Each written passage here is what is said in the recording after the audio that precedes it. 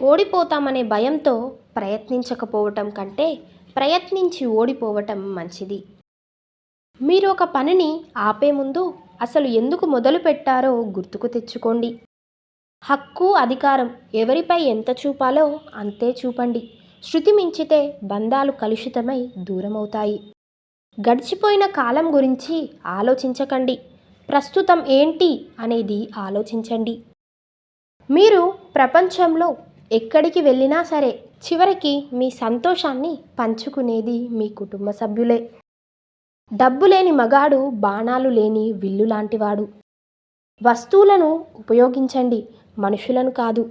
మనుషులని ప్రేమించండి, వస్తువులని కాదు. మిమ్మల్ని తమ అవసరాలకు వాడుకునే వారిని ఎప్పటికీ నమ్మకండి.